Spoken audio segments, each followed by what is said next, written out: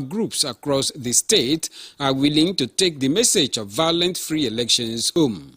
We go there and tell everybody, say, do not do anything where being violent.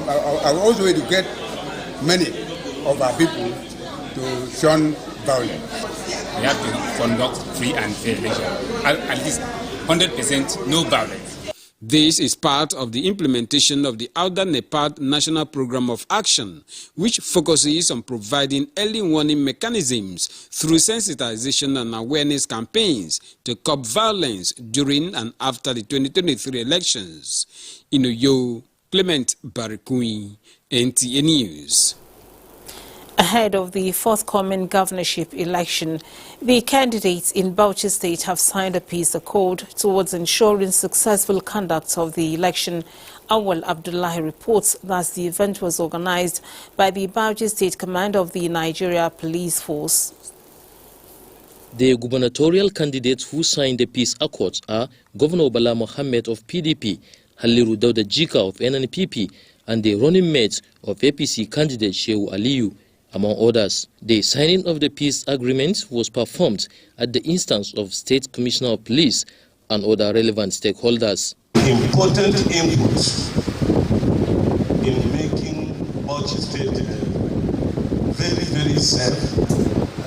Safe in the sense that we are going to confront the next election coming on Saturday with zeal, with hope, and good ambition.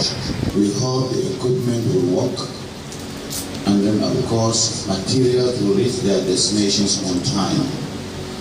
We hope our citizens will not be disenfranchised. As long as there's no any move by any party or any individual or group to support the will of people of Bauchi State, there will be peace, inshallah.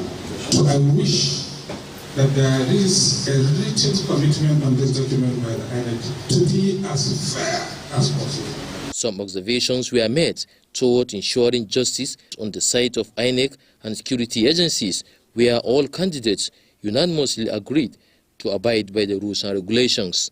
In Bauchi, Awal Abdullahi, NTA News.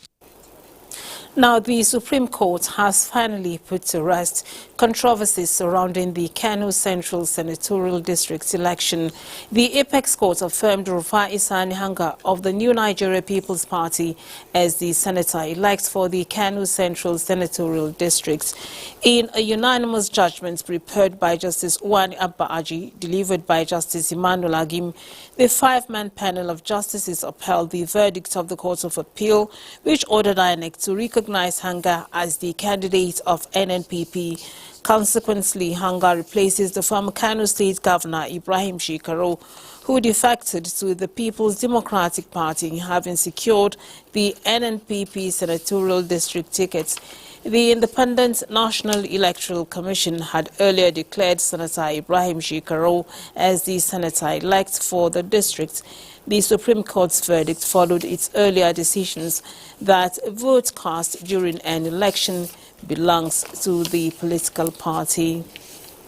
Now, on the foreign scene, Xi Jinping gets a third term as China's president, and Egypt withdraws from United Nations Grain Treaty, raising concerns for the Middle East.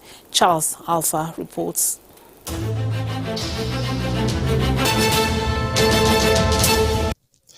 The vote for Z was 2,952 to 0 by the National People's Congress, members of whom are appointed by the ruling party.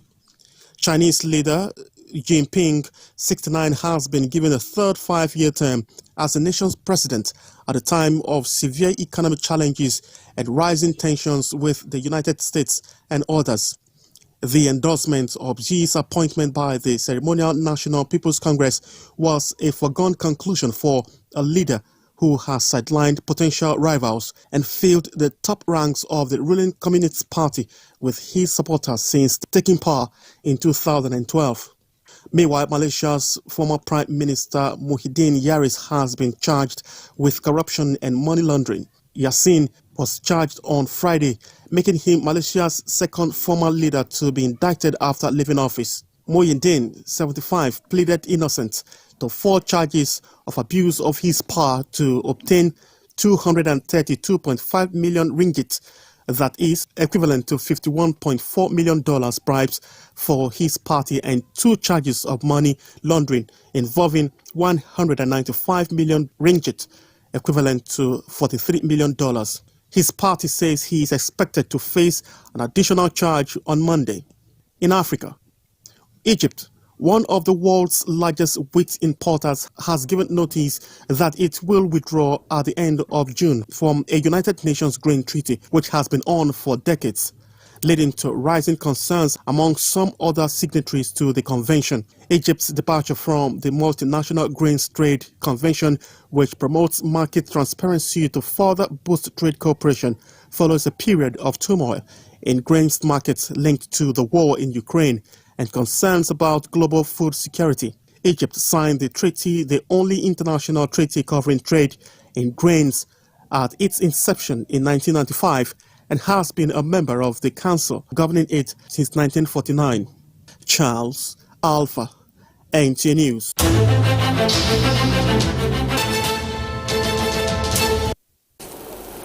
Now, to help bolster food security and drive down prices of food in the Ghanaian markets, the European Union has announced a €10 million package at an annual dialogue in Africa.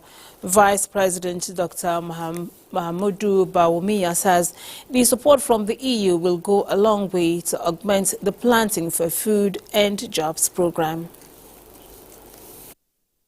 The global economy has in recent times witnessed deepening polarization and skepticism about the benefits of multilateralism. At the same time, trade friction, economic slowdown and constrained fiscal and financial space have heightened economic and geopolitical challenges.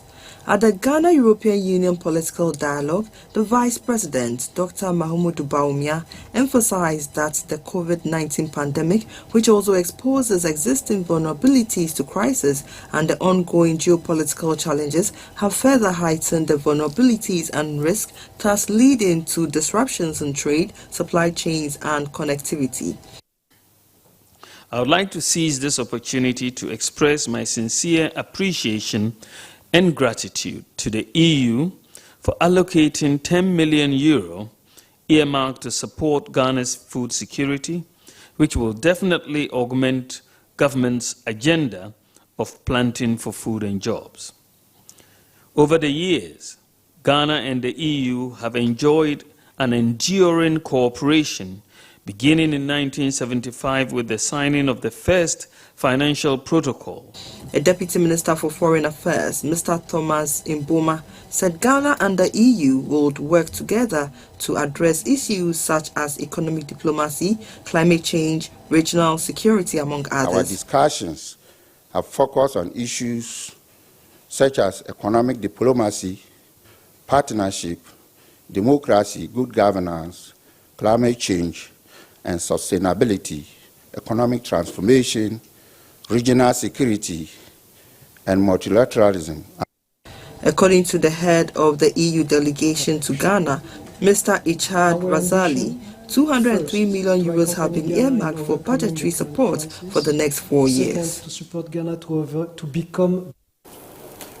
Now, the Supreme Court earlier in the week ruled that the old Naira notes remain legal tender until December 2023. Amina Baba Suleiman brings us a collection of reactions from across the country on Nigeria's disposition towards it, particularly for business transactions. While banks have commenced the payment of the old notes over the counter, traders are rejecting them. The situation is similar in Kogi, Abia and Jigawa and some other states. Yesterday I collected the 5,000 after 2 hours in the bank. Nobody is collecting the 5,000 from me. I'm scared. Maybe if I come to the people selling things like in this market, I don't think they will collect. Better that after the ruling of this court, more Naira should be made available. The new one, we couldn't get it. let alone having the old one. Sometimes somebody will buy something, 200 naira, will say, bring your account number. We not hear the president of Nigeria to tell us that to collect that all the money, 500 and 1,000 naira. That is the reason. I'm so much confused whether to use the old cash or the new one. I went to market to buy some things. They refused to collect the old money. We did not see the old naira, we did not see the new one. I'm not going to even collect it for my bonds here. I'm not collecting because if you give customers, they are rejecting it. Even where we are buying something, they say they don't want to collect it. I would rather collect transfers than collect the old naira notes. Amaka Owo likewise moved around banks in Lagos to feel the pulse of some customers. Every blessed day, no money, no network. I did there since, for Lawan Suicide, I did there since 7 o'clock yesterday. I left there by 3 o'clock yesterday. I didn't collect any kobo. It is good idea. Elderly somebody like me standing outside. In Abuja, Aisha Uba Ali reports that citizens are appealing for further government intervention to ease the situation. In the bank, there is no money across the counter. Even the old ones, they are no longer available. In Abuja, Amina Baba Suleiman, NTA News. You're watching the news on NTA International. We will take a break now. More stories when we return. To stay tuned. Mommy, it is time for us to leave this place. One of your earrings is missing. No one will find it. I'm not willing to take that chance. I have a big plan, Mommy. What do you want? I want a senior position at the bank. If anything happens to me, go through the content of this envelope and check every single thing. It's done. No one will ever find out the truth.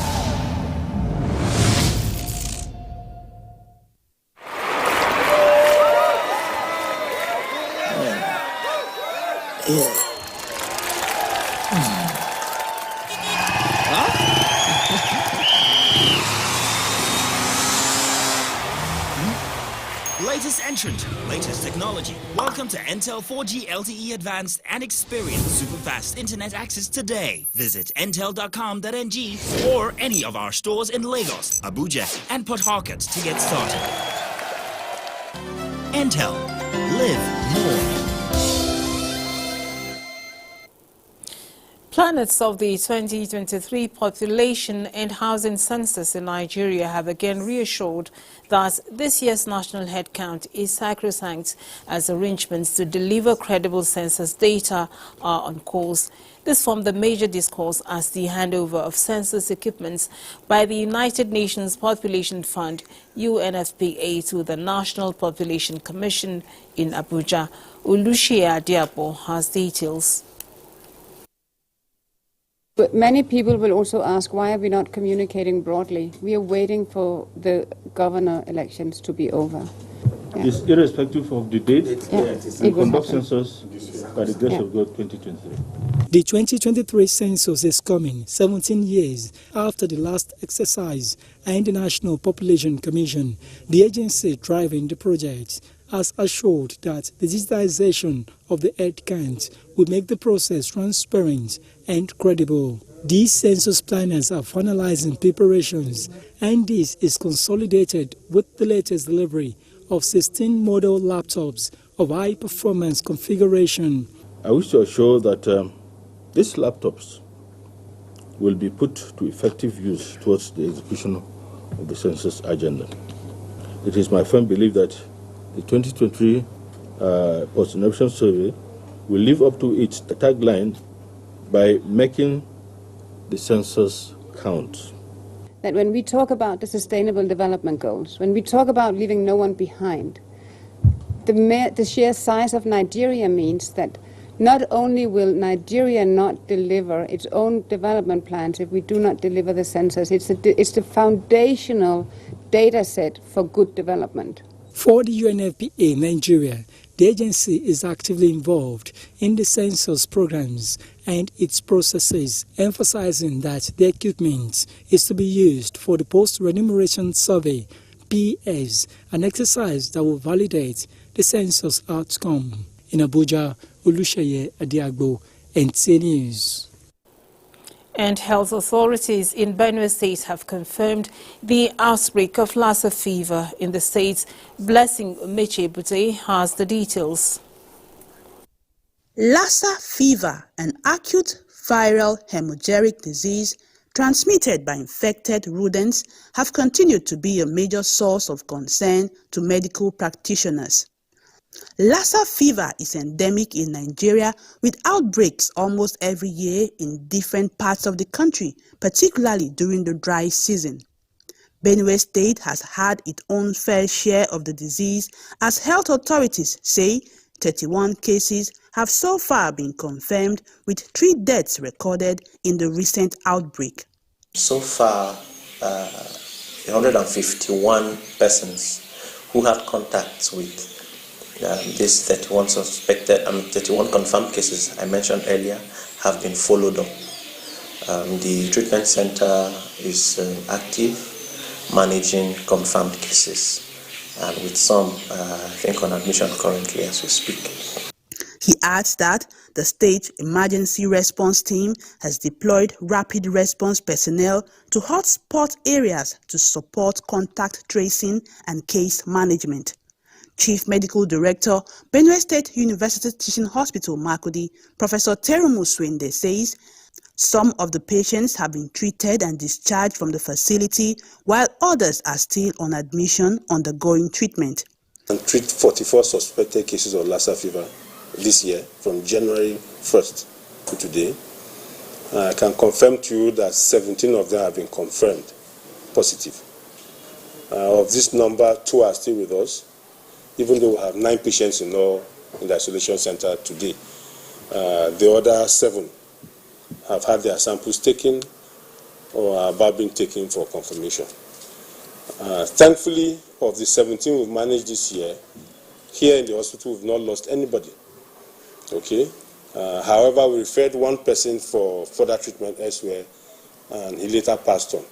He further warned that since Lassa fever is transmitted from rodents to humans, preventive measures such as good hygiene, storing food in secured containers, maintaining environmental sanitation, and seeking medical attention immediately any symptom persists is key. In Makurdi, Blessing Omeche Ebute, NTA News.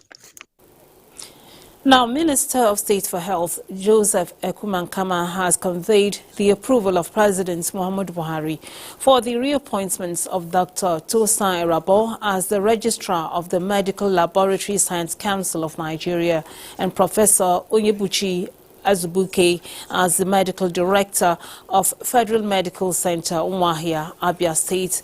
The 2 chief executives were advised to see their second chance as an opportunity to build on existing gains and work in harmony with their workforce and other stakeholders, irrespective of any challenge. Be mindful of the fact that you will still be assessed based on what you do and what you will do in the near future. Part of the condition for reappointment is looking at the achievements in the time past and also look into your proposed vision. The reappointments are for second final term of 4 years with effect from 31st March 2023 for Professor Azubuike and 9th June for Dr. Erabo. Now, revitalization and full-scale operation of the steel rolling mill in Nigeria will serve as a catalyst to drive innovations in science and engineering infrastructural developments. Olajide Bello reports that the Executive Vice Chairman of the National Agency for Science and Engineering Infrastructure, Professor Mohammed Haruna, stated this while receiving the top management of the News Directorate of the Nigerian Television Authority, led by the Executive Director News, Muhammad Labo. After a patient wait, the Executive Vice Chairman finally arrives. This is followed by exchange of pleasantries and some catching up. Then the team heads straight to the conference room for a closed-door session. At the end of the meeting,